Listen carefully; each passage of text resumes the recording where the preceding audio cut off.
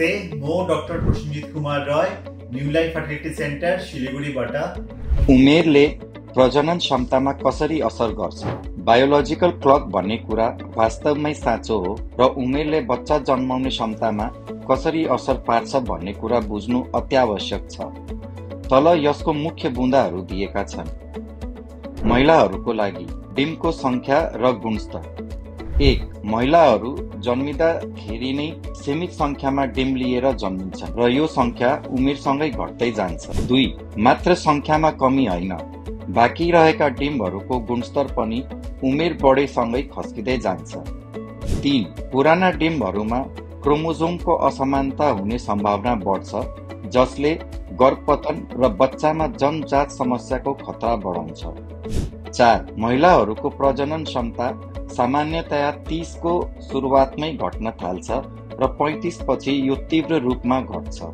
5. 40 वर्षको उमेरमा प्राकृतिक रूपमा गर्भधारण गर्ने सम्भावना धेरै कम हुन्छ। हर्मोन परिवर्तन। उमेरसँगै हर्मोन स्तरमा पनि परिवर्तन आउँछ, जसले अण्डोत्सर्जन ओभुलेसनमा अवरोध ल्याएर गर्भधारण कठिन बनाउँछ। जटिलताको बढ्दो खतरा।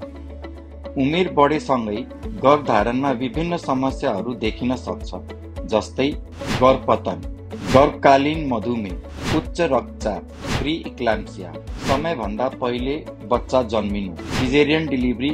पुरुषहरूको लागि शुक्राणुको गुणस्तर। 1. पुरुषहरूले जीवनभर शुक्राणु उत्पादन गर्न सक्छन्, तर उमेर बढेसँगै गुणस्तर घट्न सक्छ। 2. उमेर ढल्केपछि शुक्राणुको संख्या, गतिशीलता र आकारमा कमी आउन सक्छ। 3. शुक्राणुमा डीएनए फ्रेगमेन्टेसन हुने सम्भावना पनि बढ्छ, जसले प्रजनन क्षमतामा असर गर्न सक्छ र जन्मजात समस्याको जोखिम बढाउँछ। बढ्दो जोखिमहरू। बुवाको उमेर धेरै हुँदा बच्चामा केही स्वास्थ्य समस्याहरू देखिने सम्भावना बढी हुन्छ। मुख्य निष्कर्षहरू। 1. उमेर प्रजनन क्षमतामा पुरुष र महिला दुवैको लागि महत्त्वपूर्ण कारण हो। 2. महिलाहरूमा प्रजनन क्षमता पुरुषको तुलनामा छिटो घट्छ। 3. उमेरले प्रजननमा पार्ने प्रभाव बुझ्नु पारिवारिक योजना बनाउँदा अत्यावश्यक हुन्छ। 4.